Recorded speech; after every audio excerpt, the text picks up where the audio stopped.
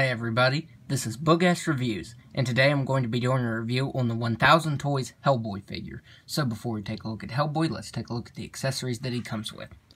So first up, he comes with an alternate head sculpt. This is just the standard Hellboy head sculpt. It's not really frowning, it's just kind of more of a relaxed expression. So let's go ahead and pop that off. Now the bad part is his horns. You do have to take out of his head and then put on whatever new head you want. Well, it only comes with one other head. So you'd have to do that to transfer these to the other head. So that is pretty irritating because these are pretty tough to get out.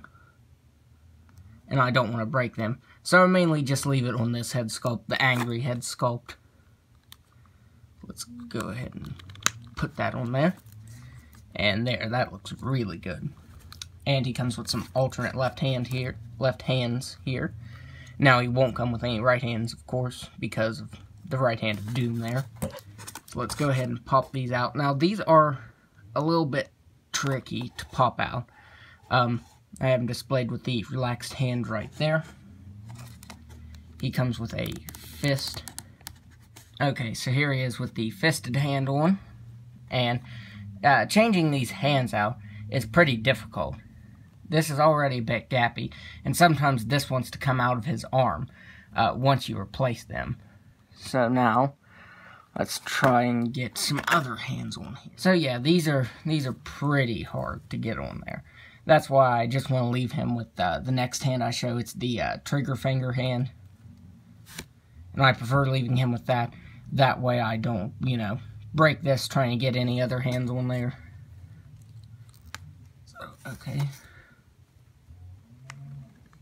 Now let's try and get this one on. There. It's the one that goes on the easiest. So there he has his trigger finger now. And for his final accessory, he comes with the Good Samaritan. It looks really good. Has some slight sculpting to it. Has a little bit of texturing there. And kind of looks like a gunmetal / gold collar. Looks pretty good. And the handle doesn't have any sculpt detail to it at all. I feel like it should have had just a slight texturing to it, but it didn't. And Hellboy can hold this very tightly in his left hand. And he won't drop it or anything, like you can turn him upside down, and for whatever reason, if you're doing that, he won't drop that out of his hand. And it can also fit in his holster right here. So you can just put it in there like that if you want to. So you could also do that. Also, it is ball jointed. So it also has articulation to it. So now, let's take a look at the head sculpt. The head sculpt is incredible. 1000 Toys did an awesome job capturing the art of Mike Mignola. This looks like it jumped right off the page. Like the hair has some nice paint variation to it. It has a black wash to it. Looks really good. It brings out all those details. He's got that. It's kind of like a bluish black collar under his eyes. It's also got teeth sculpted in there. And it's painted pretty good. Like Hasbro can't do that. Like they can't paint teeth very well. But yeah, this head sculpt looks really nice. And comparing it to this head sculpt, it also looks good too. Missing a little bit of paint right there on his, is this considered sideburns or chops? Either way, it's missing some paint right there, but not a huge deal. I like the color they did for his eyes. It's a really bright yellow, and it really stands out on the figure. More so if you have some light on, especially with the light here on my review station. But yeah, that really stands out. And his torso is rubber. It hides all of the working parts in here, and it feels really thick. Like I don't think it'll deteriorate over time. When I heard that this was like a rubber shell, I was afraid that it might be a material that would deteriorate with time. But it feels pretty durable, and it has some awesome paint detail to it. I like all the shading there in between all of his muscles. And he has tons of scars and scratches. And they even painted down in them. And that looks really, really awesome.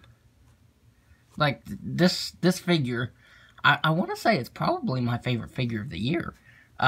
It's just such a great figure. But yeah, it has a little bit of sculpt detail there, and it has tons of paint detail with all the shading and paint to his torso here. Yeah, that looks really good.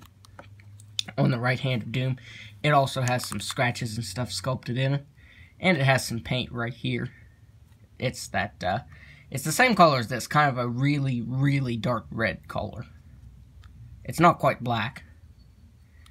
And he has this fabric coat here, and it is all wired. So you can pose it however you want to. It has wire all throughout it, and I love it when companies do that. You can just get so many possibilities with posing here. Like, you can pose him dynamically, like his trench coat here is flowing in the wind. Yeah, that is just really awesome. He's also got his BPRD patch on right there, and it looks really good as well. Now, you can remove this. Now, removing the trench coat here is a little bit tricky. And definitely use caution when you do this yourself. So you have to pop his right hand off. And then slide it off like this. And I'll probably leave the coat off until the end of this review. And then you just pop it back on here. Okay, so now I have his right arm back on there, and honestly, I think the reason why I might have a hard time switching the parts out and putting them back on is I don't want to put a whole bunch of force into them, into putting them back on and breaking them, since this is a high-end figure, you know. It's too expensive to break. Okay, so looking at the belt here, it's got some paint variation to it, and it's got a nice wash of black to it. And the buttons, at first I didn't think they were painted on, but they are. It's just a really light gray color. It kind of blends in there. And he's got his crucifix that's on a real chain there. Well, not really a chain, but looks pretty good. He's got his horseshoe right there. Now here's what I was talking about. The holster is ball jointed, so it has articulation. And I think that's pretty crazy. I don't think I've ever seen an articulated holster before. And on his tail has some slight paint and sculpt detail. It has a few scratches here and there, but not as much as the rest of his body. Especially like right here on his back, he has tons of scars and scratches. Or not scratches, cuts. I don't know why I've said scratches. But he has tons of cuts.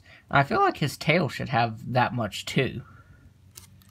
But with his jacket off, you can really see, or his trench coat, not jacket, you can really see all of the paint detail to his arm right here. And this is a rubber piece. It's definitely a unique figure. Like, I feel like the articulation is hid pretty well from that, because it has this sleeve over it, over the plastic bit. And again, down here, he has lots of cuts and stuff. And a lot of paint variation on his legs here. That's one thing that I really love about this figure, is all of the paint variation. They did a really good job with that, like the shading of the muscles and everything. Now, when you move his knee, it's really smooth. They could have at least sculpted some cuts in there. That would have looked pretty good. But it's all just this shiny, smooth joint right there. And he even has a slight wash there to the band on his boot. And Comic Hellboy has hooves. And it looks pretty good. Though in between there you can see where it's not painted too great because it's just cast in that gray color. And I really wish they would have cast this joint right here, this swivel, in black. That's a little distracting. I mean, it's a minor complaint. It really doesn't take anything away from the figure. But since this is black, you'd figure they would have at least cast that in black. That way it would match up. Okay, so now let's go over his articulation. He has a ball-jointed head that can look back all the way, and can look down all the way. He can move his head side to side. He also has a swivel down in here that's hidden by this rubber shell right here. That also swivels all the way down. It's a crunchy joint. And it can look back all the way. Okay, wait, popped his head off. Okay, so it can look back all the way as well. So let's go ahead and put that back to normal there. He has ball jointed shoulders that can move out all the way. Though it will kind of look funny because of the rubber there. Like, that doesn't really look bad. But if you force it, as you see, it will go down in like that. He has butterfly joints. Actually, I think, yeah, it's just one big ball joint. So it acts as a butterfly joint too. But it can move out all the way. And it can move around all the way. He has swivel at the elbow. There's no swivel at the bicep. Because, as you can see, it's all just one plastic piece down in there. But swivel elbow that can move in that far. Single jointed elbow, I should say. He has a single jointed elbow that can move in that far. It can swivel side to side. It makes a very squeaky noise. And it also, on his right hand of doom, it's single jointed right here, but on the hand of doom there, you can get it bending in very far. So you can get it bending in all the way. Until I took his trench coat off, I didn't even know that this joint was here. Well, I was actually trying to figure out what it was. And then when I moved it, I'm like, oh, it can move in. He has ball jointed wrists that can move up and down slightly. Has a little bit of hinge and side-to-side movement. Now, his fingers here, they have tons of articulation. Did it need this much articulation? I mean, you can get him in a lot of great poses, but I don't think it needed all this articulation. I think they could have gotten away with doing like bendy fingers, bendy wires inside the fingers. But he has a ball jointed thumb that can move side to side, or side to side, and up and down. And they all have swivels here at the base and middle of the fingers. This one has swivel, or all of them have swivels, I should say, that move side to side and up and down movement at the base, the middle of the finger, and at the end of the finger. So you can get him making a fist. Let's try and do that right now. There. So you can do that. So that really surprised me that he had so much articulation on his hand. Like I said, I think they could have gotten away with doing like bendable fingers with some wires in it. But it also works this way too. Now for his left arm, he has double jointed elbow that can move in all the way. It also moves side to side. He has this swivel that goes up in his forearm here that swivels side to side. And also swivels down here too. It moves up and down and side to side. And can move all the way around. That's why I said this figure just has so much articulation. Like, you can get him in any pose matchable. He has an ab crunch that can move back all the way. Up in there, you can see how that looks.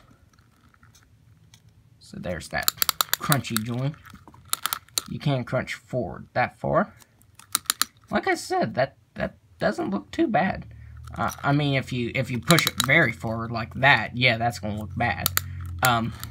But he also has a ball jointed waist that can move down all the way and back all the way. You don't want to get his rubber right there stuck. We can move back all the way and side to side. He has a ball jointed holster that can move up and down all the way and spin all the way around.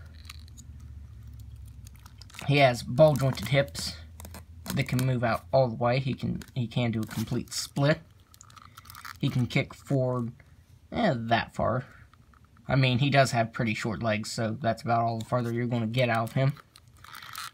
Can't move back all the way. He has swivel at the thigh, double jointed knee, swivel at the boot, swivel at the ankle that will move down all the way, up all the way, and it has an ankle rocker. And he also has a ball jointed tail that can move out that far. Well, right there it's just about popped off, but it will stay on it will move up that far, it will move in that far, and it will spin all the way around. You might pop it off if you try to get it up like that. But yeah, he also has articulation there. So now let's go ahead and put his coat back on him. And then we'll do some size comparisons here.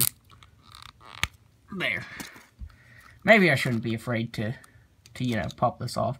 I mean, I will put all of my might into it, of course. Getting this back on is pretty easy. It's a pretty bulky coat, so you have plenty of room to move around in it.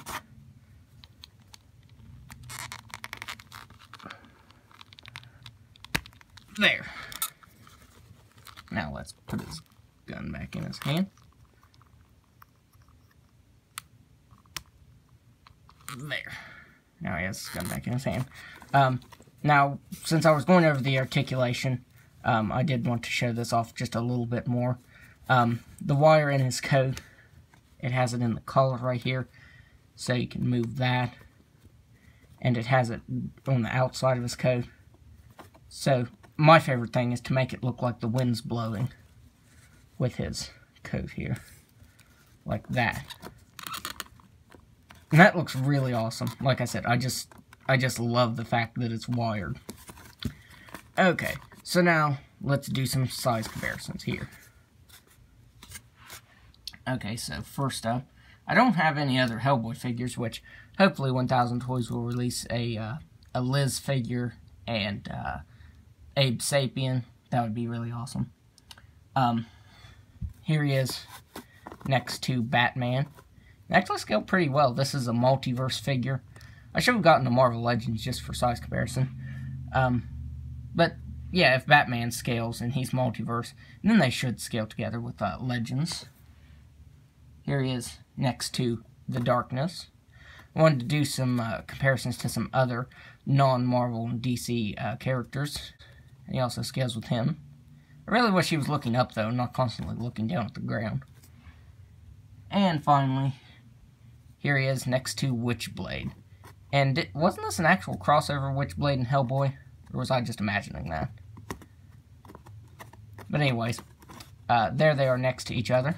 And she also scales with him. So, overall, I think this toy is phenomenal. Like, the articulation is out of this world. It is very different, I will say that. Like, the articulation is very, very different. The paint is really great. The likeness to the comic is also spectacular. Like I said, it just looks like it jumped straight off the page. This figure is just amazing in every way possible, and I would highly recommend it. Now, since this is a high-end figure, I think this runs like $120, but it is very much worth it, because I'm going to call it, this is my favorite figure of the year. So, that's my review. If you like this review, be sure to hit the like button and subscribe to my channel. Thanks for watching.